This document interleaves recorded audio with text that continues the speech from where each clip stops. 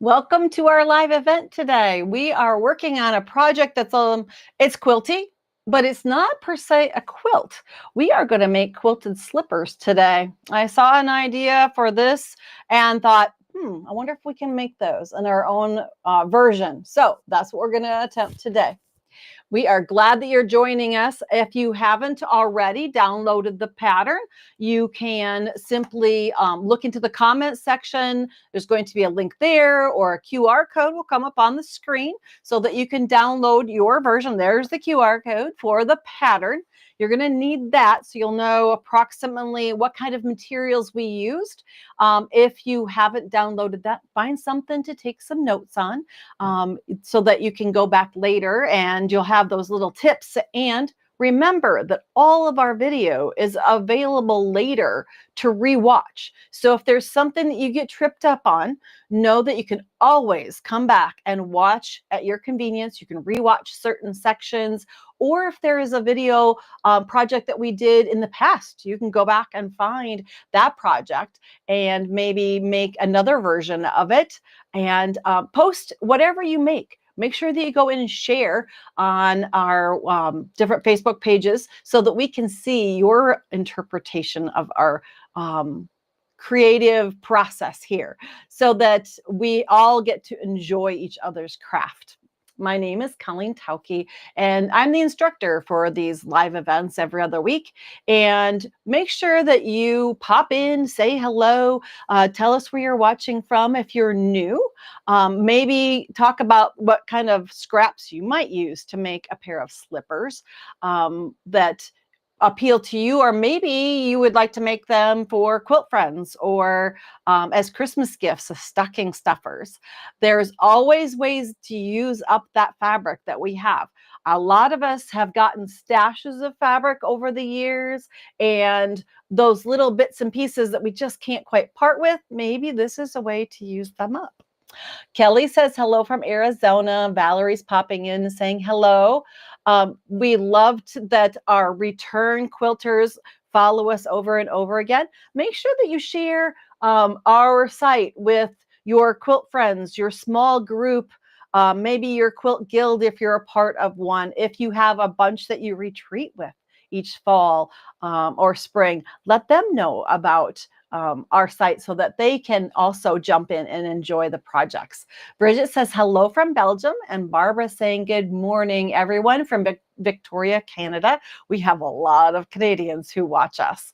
The Sassy Slipper, that's what I named this because I decided to go loud and proud of my colors and use up those wonderful batiks that are just really color saturated. And when I was working on these, I thought, will they actually stay on and will they actually be comfortable? Well, if I can get my foot up here, yes, they do. They work great going even up and down the stairs. They stay on my foot and they're nice and warm. Imagine that quilted slippers would be warm on your feet. You can make them fit your feet perfectly. So if you have short feet that are a little more square like mine, you can make them fit for those long, narrow toes that some of you have. The ticket here is to trace your foot. So as we get into our instructions, we have Susan saying good morning from Kansas. That's actually not too far from where I am sitting right now. We have our special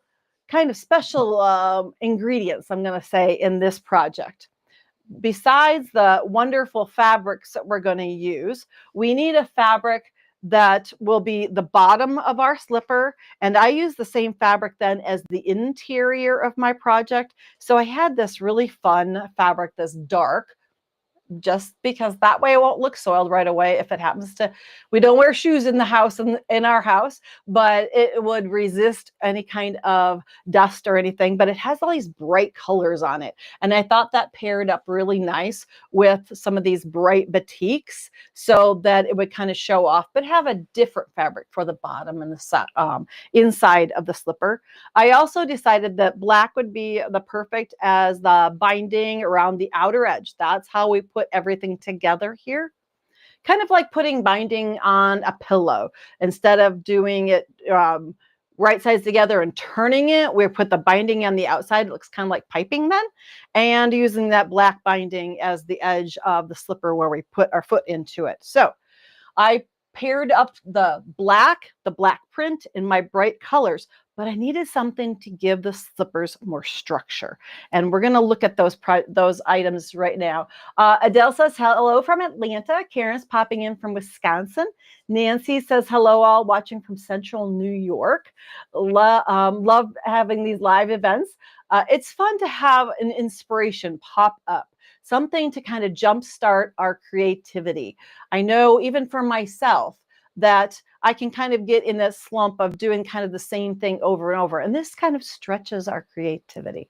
Robbie Ellett says, all the best from Denver, Colorado. We're glad that you're joining us. Now, we talked about we need to create a little structure in these. So I went to my closet and I've made bags in the past and I've used a few different things. And I'm going to bring in some pieces here of different materials. Now, these are a couple of these are optional. You can use just straight batting if you'd like. It would have a little less structure in the very bottom because in the very bottom of the slipper, in order to keep that structure, I used what's called Peltex. And it's made by Pellon. The number on it is 71F, if anyone's really interested. The Peltex has a lot more structure, a lot more shape to it. It has a rigidness to it that I used one layer in the bottom of each of the slippers. And then the other item is just because I love something that has a little bit of cushion.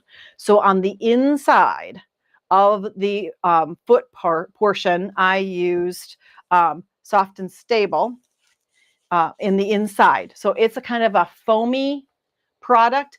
A lot of people use it in bags to help keep structure. It gets used in quite a few different things. It has kind of a foam interior with a kind of a nylon outside. It comes in fusible and non-fusible. Neither one of those really matter at this point. It just gives the extra little cushion inside of the slipper. Now, it's not like it's going to have memory foam, so we're just adding a little layer of cushion. But these are the things that I used. One layer of each inside of the bottom portion of the slippers. Those are optional. Like I said, you could leave those out and do it with straight batting. Or you could take out the Soft and Stable and just use the Peltex with a layer of batting. That's totally up to you, what you may have already stored away from making other projects, things that you have available to you. That's really what it comes down to. It happened to be in the closet, so I used it. If you've used them in the past, that might give you the accessibility. Otherwise, maybe it's ordering a yard of each and trying out something new. The other thing, the basic batting.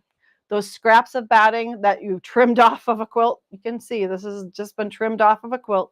This kind of batting is going to be then used as I quilted the inside layer of the slipper itself, and I used that also in the quilted portion of the upper foot, we're calling that.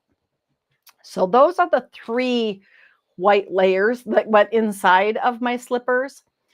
Susan says, good morning from Ann Arbor, Michigan. We are glad that you're joining us. Carol says, hello from West Orange, New Jersey. And let's see, Jean says, we're glad, or I say, tell Jean that thanks for watching. And let's see, Susan Mitchell also watching. Good morning. We are so glad that you're joining us. Let's see if there's any other, I'm trying to think if there are any other. Nope, the Peltex and the Soft and Stable were the two things that that were kind of the unusual to give structure to this. There is a template in the download. It is part of the template you're going to need. It's going to be the template for the top portion, the top foot. And then the other thing is a spray-based or a glue stick if you want layers, if your layers tend to move about when you're trying to do the quilting for the interior. Those are optional. I got by mostly because these are small pieces without using very much of any basting, but everybody has a different comfort zone when it comes to basting. Let's see. The other thing we need to do right off the bat is to find something, a piece of paper you can trace your foot. Literally trace your foot. This is my original. So you're going to look, you can see at the top here that my toes, as I traced around it, I just kind of curved that over my toes so that I literally traced my foot. So just trace one. If your feet are a little different in size, go for the larger of the two, but most of our feet are pretty similar. So trace your foot and cut that out as a template. Okay.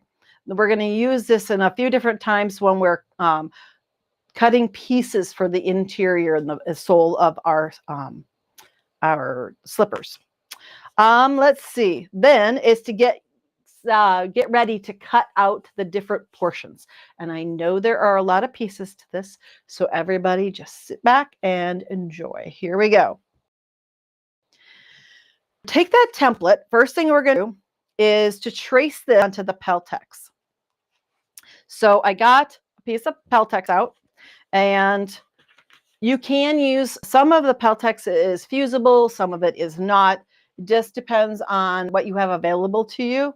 Let's see, I'll use a pen here so that I can trace this. So this is how basically I was preparing the sole of my slippers. Now remember, you're going to need two of them, so make sure you do a left and a right. And once I trace that out, then it's to go back and just cut it out, but add about 1/2 inch extra as you cut that out, because you need some area in order to assemble your slipper. And that's going to be that outer edge that you can either take in, leave out a little bit. It's kind of your sizing zone. So about 1/2 inch extra around the outer edge. And I didn't quite get that on my heel, but close. Okay. And I know that as my foot slid into the slipper, I ended up shortening the back portion just a little. Okay, so I cut it out larger than the actual template, okay, so that I know that I have enough. The reason why I didn't make the template larger is that when I trace this onto the soft and stable, I don't want this in the seam allowance. I want it to ride in the center. So I trace it exact here. We're making our sandwich. So I'm gonna cut this one out right closer to the line, because our sewing machines are used to doing a lot of fabric, and maybe you have a more industrial machine. But when we get to lots and lots of layers, our machines sometimes can kind of talk back to us that that's a little bit more than I want to handle. So if we make this right up against the line, cut it right along the line, we can center that in the portion of our sole like this. So just a little glue stick, a little spray base to kind of hold it in place. And then we're going to sit it aside and make sure to do left and right. It's probably easiest to work on both of these at once so that you don't forget the process when you're trying to put them together. So got that assembled, and we're going to set that just aside here for a moment. And then we're going to do the lining fabric within the slipper itself here. So I cut out a chunk of fabric, not being really exact at this point, because I wanted to quilt this. So I went ahead and cut both feet, but we need to do one at a time so that I could quilt this. And you may practice however you want on this portion. Quilting can be your free motion quilting. No one's going to see it. It's going to be inside your slipper. Great place to practice. We're not putting a backing fabric on it. I'm going to quilt this with just the fabric and the batting portion that then I will lay on top of my sole of my slipper. Let's see. Viewers on YouTube, hi from Michigan, Sandy. Hi from Australia, yay! Patricia, hi from the Adirondacks. I can say it. Yes. Janice says hello from Northeast Ohio. Patricia from New Hampshire. Eva from Germany. Yay. Our international quilters. I love it. Helen says hello from Montana. Tanya. Hello from Montana. Let's see. I can't. Tanya from West Texas. Joan, you guys, there's so many of you watching. This is fabulous. Hi from Arizona. Jeanette, Orangeburg, South Carolina, and Patty from Washington State. And I think that runs out of the area that I can actually read. I love it that you're all joining in. Now, again, if you want to do some fun practicing here, I kind of cheated. I wanted to do crosshatch because that way I figured the fabric would stay in place the best. So I crosshatched every inch across. And just by taking a ruler, and let's see if I have, oh, I didn't bring down a chalk liner with me. Let's see if I have one in the drawer. I need to have something that's light against my dark fabric, and I did not bring down a chalk liner. So we are just going to do some, oh wait, do I have a pen here? There's so many different tools that I keep on hand, and I did not keep a light colored pencil down here. Oh, where's my mechanical pencils? Nope, I took them all upstairs. Okay, so we're just going to do some real quick stitching across so that it holds it in place. And you could do wavy lines. You could do, and this is small enough. You don't need your walking foot. This isn't going to shift enough to make a difference at this point. I'm going to put my needle in the center position, and I'm going to just drive lazy lines across my fabric. That is one of my go-to kind of quilting lines. I love to do just lazy lines across a quilt, and that way it's original. It doesn't have quite that super linear look that perfect cross-hatching would create, but you can do a cross-hatch in wavy lines as well. And the nice part about that is that it's quick to do. You don't need to mark the lines. It can be done by any skill level. Most of us are very intimidated when it comes to doing our machine quilting, and we tend to kind of freeze up and go, oh, it's the last thing I want to do is machine quilting. And by doing something that's a little bit more freeing, like lazy lines, which just means basically driving a zigzag line, I'm kind of keeping an eye on where my lines originally were. And when I get done, and I pick this up, you'll be able to see my lazy lines on the batting side because I'm stitching in black. So it's really, really going to be very bright to see where my stitching is. But the lazy line is a little fun.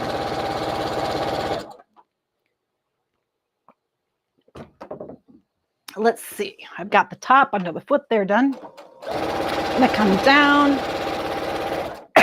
I'm going to do a little bit more along the bottom here, and then we're going to take a break and get it cut and ready to go for the bottom of our slipper. And that's how fast you can produce those lazy lines across the interior. Let's see, cut thread. I know I'm missing a few lines, but I can show you the idea. I didn't finish all going the other direction, but see how the lazy lines just go across? It just holds the fabric in place. It's a great way to practice your skill. If you're new to quilting and to piecing, it's a good way to practice your hand-eye coordination with directing your fabric, getting used to the presser foot even. So if you're new to quilting, don't worry about being perfectly straight. Those are traditional lines, but we can go outside the box and go a little crazy once in a while. So once you get your lazy lines or your crosshatch, however you'd like it, Then we need to cut out, and I'm going to just lay it on the back so I can see my traced line. And remember, this is again, we're going to want it to be a little larger because we want to cover up that soft and stable that we put inside of our project. So I'm going to cut this again, 1/2 inch larger. It's kind of like going for a haircut. You can always take some off, but you can't put it back on. So, well, I guess there are ways. We have sewing machines, don't we? We can always add, but it's nice to have just that extra edge so that when you start putting your slipper together, and see my extension there, that's out in the seam allowance. It's okay. And even in the heel portion, it's out in the extension. I cut it plenty big since I figured I was doing this on camera. Now, the interior of our slipper, we're going to, yeah, I got it big enough. Okay, we're going to lay it on top, and I am going to go around and baste these layers together. So we have the inside bottom portion and the, whoops, I forgot the bottom. There's the other piece I need. That's the second piece. We need to have the bottom of our slipper also. I'm going to leave that piece larger. I can trim it when we're done. But this is my sandwich. The bottom of the slipper facing down.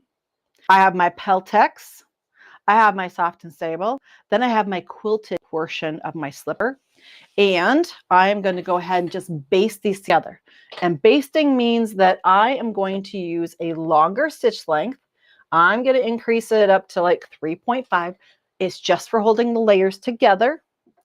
If you feel like you need a pin or two, you may go ahead and put pins in, or you can use the Wonder Clips. Those are one great way to hold the layers, especially in pieces like this where it's larger. And I'm just going to baste around the outside. Just want that sandwich to stay put so that when I go to actually do the assembly, things won't shift too much, because we need to put binding on that outer edge. We might even need to do a little bit of fitting, which is what I did on my original. So just basting these layers together. There. Now, nothing's going to slip out of place while I'm working on the other, and I have that sandwich part done. So now I can go back and I can trim this up to the Peltex. So that the bottom fabric is in place. I'm trimming the layers next to the Peltex. You can see that more rigid edge when you're working on it. So I can just trim that up, clean up that edge a bit. There we go. Now, I can see these done in pastels. I can see them done in fall colors. And oh, wouldn't these be adorable for Christmas and Christmas fabrics for Christmas morning? I don't know if I could get 11 pairs of them done for grandkids or not. They're growing so fast, but that would be adorable way to make something fun for Christmas morning. Now, there's the bottom of my slipper. It's a little rough on this side, but again, I'm going to be doing some maybe size adjustment. We're just holding layers together at this point. Now it's time to work on the upper foot section, this pretty part. So what we're going to do, all my little reminders here, there is a template in your pattern for the upper portion of the slipper, and it looks like this. And there is a fold line. So if you want to make a couple of copies and tape it together, that's totally fine. Or you can do like I did, and it tells you to cut batting to accommodate this on a fold. So what I did was I traced on one side, marked the center line, then flipped it over, matched up my center line again, and traced the second half. But you can tape two together if you like a full template. You could even change it if you're going to make a lot of them. You can make this out of a template plastic so that it's easier to trace than just paper. So Then once I get one of these, so let me get to my instructions here just so I help you out properly. It took a while to think through the process of how to put all this together. And then we are taking 2 layers. Let's see. The layers, the upper foot. We cut out the pieces in step 5 in the cutting section, which said, and I'll get to it really quick, cut 2 batting and 1 lining fabric. And those 3 layers, then baste those together, and that's going to be your upper foot. So I have 2 pieces of batting. I thought one didn't seem like it had enough body to it, so I stacked 2. And then I'm going to put this pretty side down so that I can make sure that my shape fits on there, like this. And then if you want to do just a little bit of basting, just a tiny bit, just to make it, help it stick together, just a dot or 2 is all it's going to take. And then we're going to build on top of this, because this is Quilt As You Go. So in those last episodes where we did Quilt As You Go, when we put together the cord wraps and how many other different projects recently, I've done coasters that are foundation piece like this. All we do is put fabric on top of here, flip and sew until we cover that entire shape. And then it will be quilted when we're done. So all we have to do is cut out our shape. So this is the process. Get out our fabrics that we have. I have a bunch of little pieces here ready to go so that we can cover the upper portion of our slipper. Kathy says, good morning from Saskatchewan, Canada. We are glad that you're joining us. Linda says, do you just flip the sail the pattern over for the other foot to make a new template? Yes, you can use the template flipped to make the base of your second. That's all I did. My feet are close enough in size that I just flipped it over. Right foot, left foot, so that I would have both of them. I did advance and just make one slipper the first time, and then went, wait, I should have been working on both of them at the same time. It's a faster process because the machine quilting, or the Quilt As You Go, to do the top. So when you're mass producing or doing something, they even tell you when you knit socks, do both feet at the same time. You'll finish and be happy. Otherwise, you finish one foot and then you got to go back and do the other one. So by working on them at the same time, and yes, that base template, I just flipped it over to make the other foot. Now, the fun part of doing this is always trying to decide which fabric is going to be the very center where you're going to start and then work your way out. You could use an orphan block if you'd like. You could use one piece of fabric and just practice your machine quilting by laying one fabric on here and machine quilting this. So there are a lot of options. This is just one suggestion on how to create the top portion of the slipper. And what we're going to do, I'm just going to do a little bit of piecing here so that we get, I'm going to set my machine for a 1/4 inch seam allowance and lay one piece in the center and then start flip and sew to put different pieces on here. And the idea is to cover the section that you've traced your shape onto, the upper portion of your slipper. Now, the upper portion goes over the top of the foot. No matter how long your foot is, it should still work. That was one concern I had, but this comes way back on my heel. And if your foot is longer, it's still going to come back down the side of your foot, probably far enough. If you want, you could always lengthen this out. That's a possibility. Just by spreading, cutting across the template and spreading it a little bit longer if you prefer, if you have extra long feet. But I have seen slippers made that just covered the very front and has straight line here. So I think by having this extension portion, it should fit just about everyone's feet, hopefully. Okay, now that we got our pieces ready to go here, we are going to do just a little bit of the flip and sew, right sides together. I chose my pink as my center, and I put the green print on there, right sides together. I did a 1/4 inch seam down through both layers of batting and the lining fabric. Did my 1/4 inch seam, and then flip the pieces open, and then I'll just add my next piece. Let's pick some fun purple. I've got a short end here that I can cover, right sides together. It's nice if you cut your scraps or your pieces that you're going to do your piecing with some straight edges, because then as you go to piece them together, you know you have at least a nice straight edge that you can follow in order to do the piecing. There we go. Flip that open. Let's put a piece of bright yellow in here. I can do one here. That's kind of a large piece. Let's cut it in about half. If you want to add a lot of colors, your pieces have to be a little bit smaller when you begin. So right sides together again. And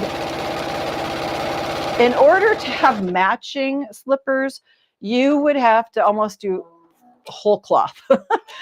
It would be hard with this process to have exact matching slippers. My thought was that it's a lot more fun to have them be scrappy. So I decided that by just using up pieces, each of the slippers would be different. Similar because they're the same genre of fabric, but unique from one foot to the next, which is pretty much how our feet are anyway, right? I don't think any of us has feet that are perfectly matched in size or length. And so this just makes our uniqueness shine even more. And as you work your way out, you'll always want to be looking to create some straight edges along that outer edge. So as I flip this out, I want this to be a straight edge so I can add a piece there to finish out the edge. And I'm going to use a little bit larger one here so that I can get all the way to the outer edge. It doesn't take very long once you create your little nest of pieces to cover this all the way to the outer edge.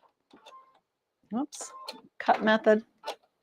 That is one of the options on my sewing machine that I absolutely love, is to have the cut thread option on there. So if you are ever in the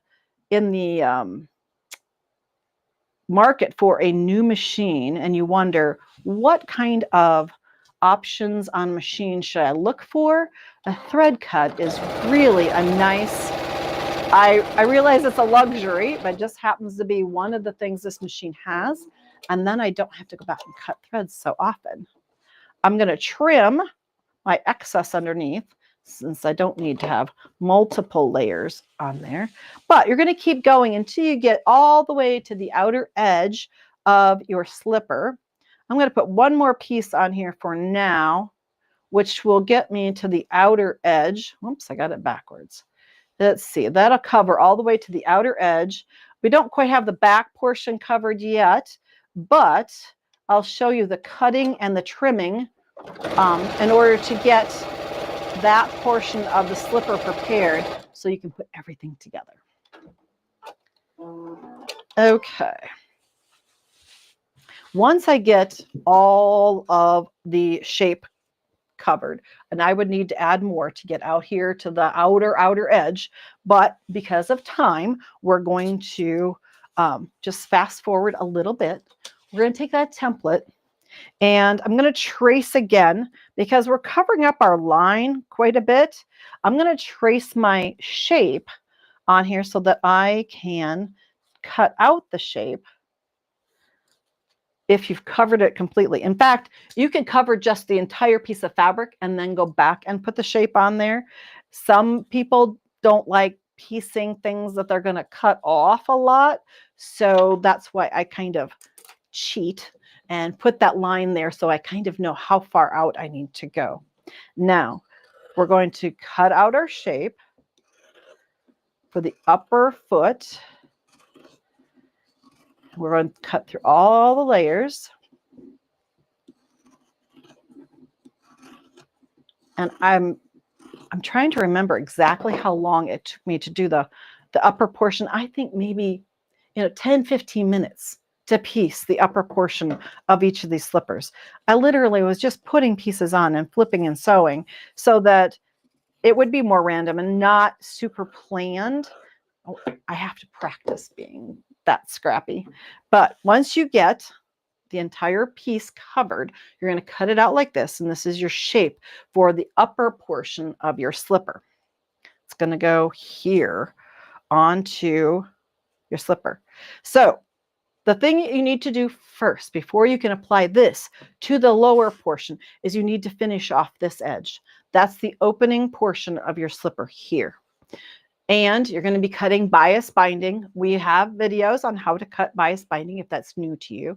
The reason why we use bias strips is this is a curve and this is a curve. And using bias binding will help it roll around the edge nicely and create that nice curve and not be too full as it goes around the edge. It lays flat on the bottom. So bias binding, I believe the pattern lets you know that you're going to need at least, I think it was, 72 inches of bias binding. So about a yard per, just so that you have enough to do this curve. And I did it by machine. I put the binding onto the back, rolled it to the front, and top stitched it in place. You can do it by hand if you prefer, but in this case, it seemed logical where you're using something that's going to be worn, take a little bit more stress that the machine stitching would hold that bias edge perfectly. Then it's to, the last portion is basically to, how you would go ahead and I'm going to baste this outer edge first because your pieces, your quilted pieces are going to the outer edge. They're going to want to flap a little bit on you. And if they're basted in place, close to the edge, then they stay put.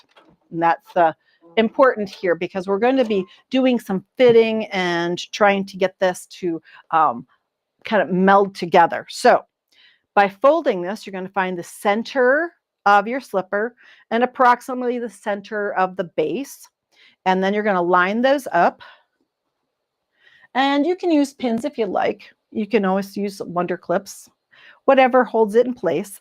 And you're going to ease this around all the way like this, so that then you can go and you're going to zigzag the outer edge. I found by putting that zigzag on there before we go into any binding, holds everything in place at all the sandwiched layers.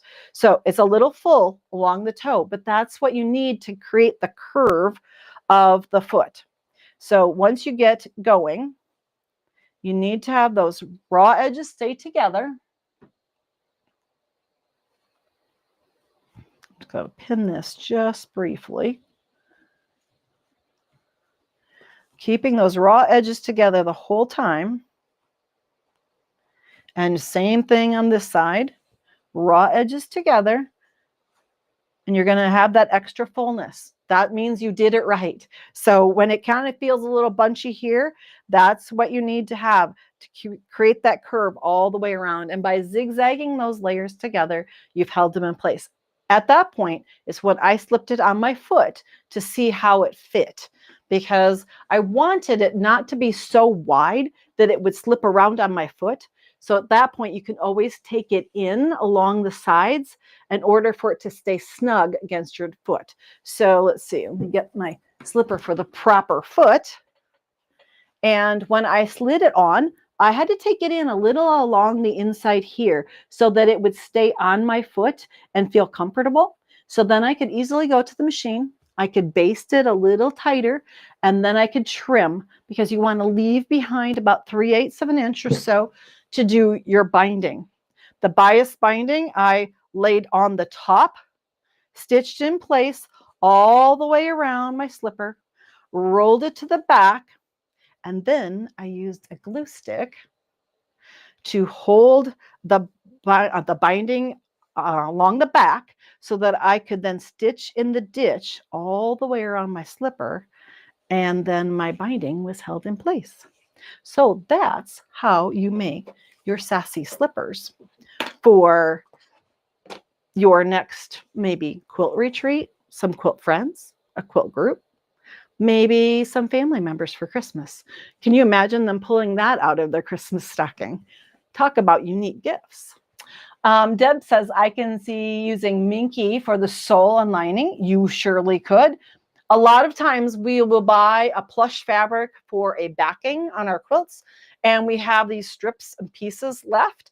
You could easily put those on the edge. Just remember your patience and a vacuum or a lint roller. Keep one of those handy, because as you trim, you're going to create a lot of fuzz, and a lint roller or a vacuum will suck that up really quick and keep your work area clean so you don't wear any of the plush fabric. But plush would work on the inside. That's a great idea, and would make it super warm. Martha says, I'd like to make booties. You could somehow, you'd have to figure a pattern so you'd slip your foot inside. Those would be super warm. I'd have to work on that. I think I need a little bit of direction on how to make the upright here, but I bet it's possible. Joan says, I would use a back on the slippers to cover the heel of your foot. Any ideas? Well, a strap. I'm thinking of my grandkids who love to wear the those foam slippers things, and they have a strap on the back, but you could use a covered piece of elastic as a strap on the back of the heel. That would work. There are so many ways you could be inventive with this. Angela asks, oh, it slid down too far. I can't read it. Sorry. Robbie says, fun. I'm excited to get started. There's always something new in quilting. Quilts don't have to be flat. They can go wherever we go now. So enjoy your sassy slippers, and I'll see you next time.